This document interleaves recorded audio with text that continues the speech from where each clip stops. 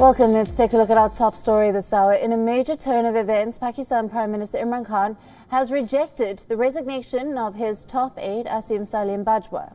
Now, Imran Khan says that he is satisfied with the clarifications provided by Bajwa, who is accused of illegally amassing millions of dollars in personal wealth. Bajwa had earlier decided to step down from his position as Special Assistant to the Pakistan Prime Minister. However, he expressed interest in continuing to head the China-Pakistan Economic Project Authority.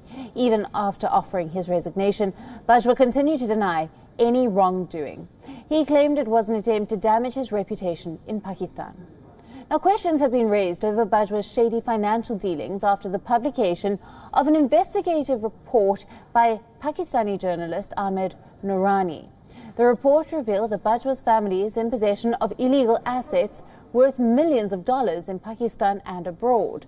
The report claims that Bajwa's brothers, wife and 2 sons own a business empire which has set up 99 companies in 4 countries, including a pizza franchise with 133 restaurants worth an estimated $40 million. Bajwa claims that he and his family disinvested all their foreign holdings 20 days before he filed his affidavit. Now, in his affidavit, Bajwa had declared an investment of around $18,000 in his wife's name, but listed 0 immovable properties outside Pakistan. But the investigative report reveals that Bajwa's wife owns 13 commercial properties in the United States, including 2 shopping centers. But all of this evidence against Bajwa has amounted to nothing because he was the trust of the man whose opinion matters, Prime Minister Imran Khan. Now, Imran Khan says that he is satisfied with Bajwa's defense and he has asked him to carry on as his special assistant despite the mountain of evidence against him.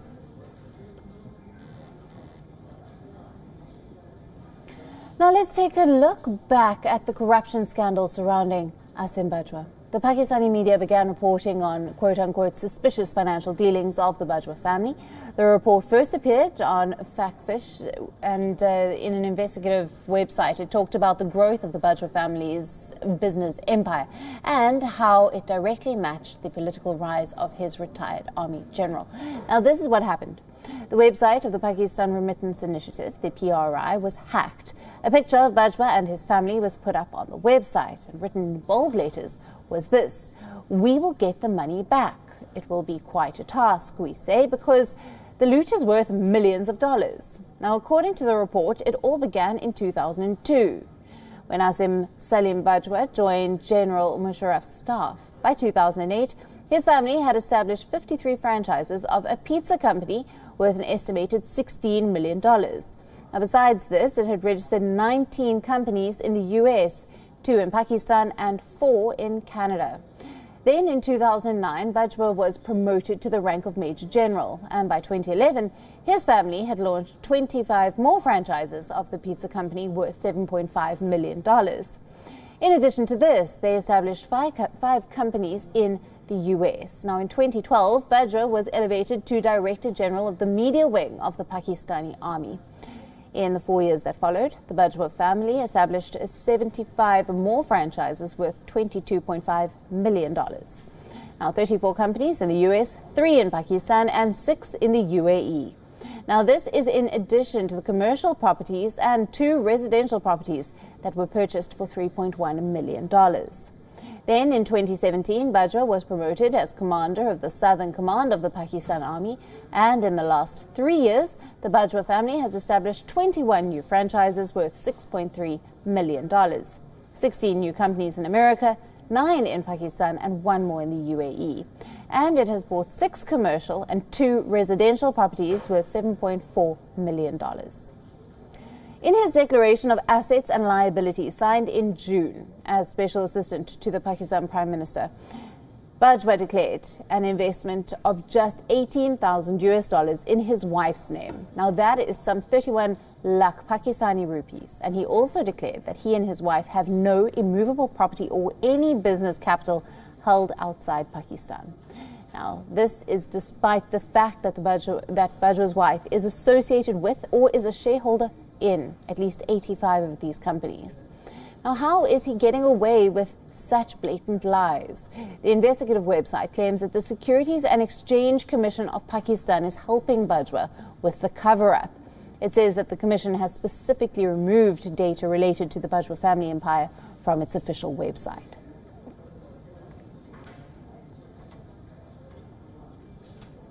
Now, there is a threat to democracy in Pakistan. People's voices are being muffled. Critics are abducted in broad daylight. This has become the new normal in Imran Khan's Naya Pakistan. And now an official from the Security Exchange Commission of Pakistan, Sajid Gondal, has gone missing. Now, the Islamabad police found his car abandoned near Nak, and Sajid Gondal previously worked as a journalist. While the investigation is underway, the people who knew him are raising questions. The case is being linked to the Asim Bajwa property controversy and is likely to add a new twist. Now, it was journalist Ahmed Noorani who published the news report, alleging that Asim Bajwa has 99 companies in 4 countries, including a pizza franchise with 133 restaurants with an estimated value of $39.9 million. Now, in fact, ever since the story went viral, a campaign against Noorani and other dissident journalists has been run on the mainstream media, alleging a conspiracy against CPEC. Now, silencing critical voices and systematic suppression of political dissent has become the new normal in Pakistan. The numbers are incomparable with that of any elected government in the past. But Pakistan Prime Minister Imran Khan continues to make tall claims about the human rights fairness in the country. Now, we are being joined by senior journalist Amir Shaheen from Lahore for more on this. Good evening to you. Sajid Gondal has gone missing. Is there a possible link with the Bajwa controversy? I think the situation is very clear. I wanted to expand on the origin of the story. Ahmed Noorani, the journalist who actually spilled the beans on General Bajwa, actually works for the mainstream media, and he used to be my colleague for more than a decade when I was heading investigations for the largest media house in Pakistan. However, his story, I think that tells a lot, that his story could not be aired on the largest media house or any mainstream media till the rebuttal came.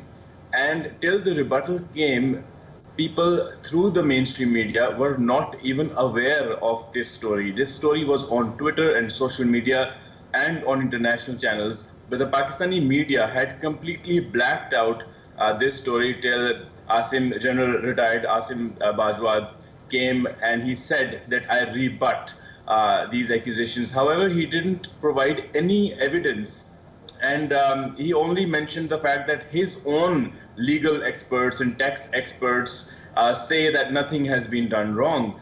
And obviously then he said he's going to resign, but he said he was resigning because it was too much work for him to do. He already has a very important role as head of China and Pakistan Economic Corridor. So this is nothing new for Pakistanis, that the pro-establishment political parties, because now the retired general is not representing the military anymore. Now he is representing the government. He is an advisor to the Prime Minister now. So he is fair game for media, and his job as the Special Assistant on Broadcasting and Information entails him to come on media and respond to questions. Now, that was the real problem, that every time now he would come on media, he would be asked about this scandal because he's already issued a rebuttal. So people can now, it's fair game to talk about the rebuttal. So Asim Bajwa, like it always happens in the political parties created by the establishment, resigned. But it is a textbook resignation where you resign and the leader of your political party or the Prime Minister comes back to say, you've done nothing wrong. Now the question is, the Prime Minister is not representing any investigation agency or the judiciary. So how can the Prime Minister on his own decide that nothing has been done wrong when Bajwa has not declared, he said nothing more than these reports are false. He has not told that the $19,000 of his wife that became millions later on, how many millions did they become? And just before he was filing his declaration, his wealth declaration and that of his wife, all of a sudden his wife stopped being the owner of those multi-million-dollar enterprises. So where did the money go? Where is the paper trail for that? Bajwa says that this paper trail is with him, but that's not good enough. Especially, it's not good enough when the opposition political parties, their leaders and their members of the parliament are behind bars for the same reasons, that give us your money trail, give us your father's money trail, give us your grandfather's money trail. Newspaper editors, chief editors, reporters are currently behind bars because they are being asked for money trails pertaining to 3, 4, 5, 6 decades ago. Small reporters who are finding it very difficult to sustain themselves because TV channels and newspapers are being shut down and their advertisements are being cut down.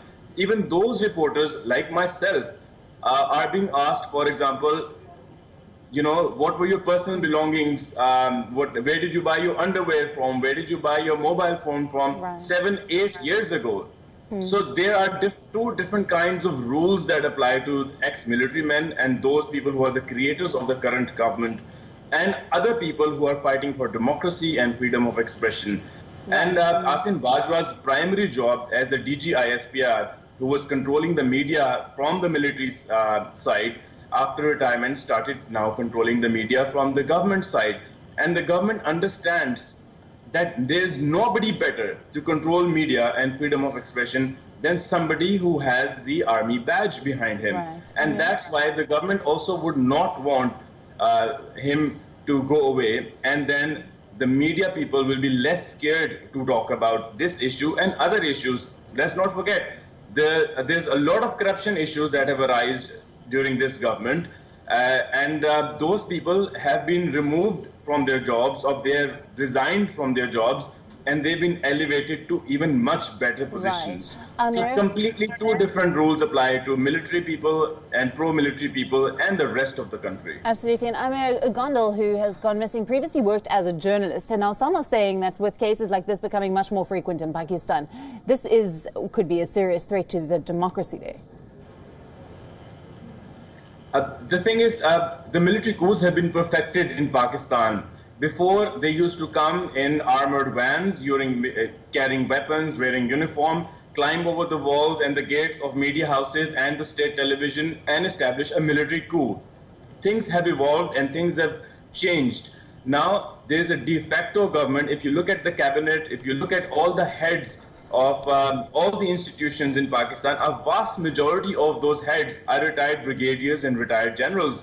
So this is a de facto coup where you can tell the world that there is a democratic element in the governance, but there isn't. Absolutely. And every day, you read the newspapers, every day our Prime Minister is telling the nation that the army is supporting me. Right. I mean, why do you need to tell that to the nation every day, that the army is behind me? Amir. The people need to be behind you, Mr. Prime Minister, not the military. Absolutely. We'll leave it there. Thank you very much for joining us, Amir, for all the latest coming out of Pakistan there.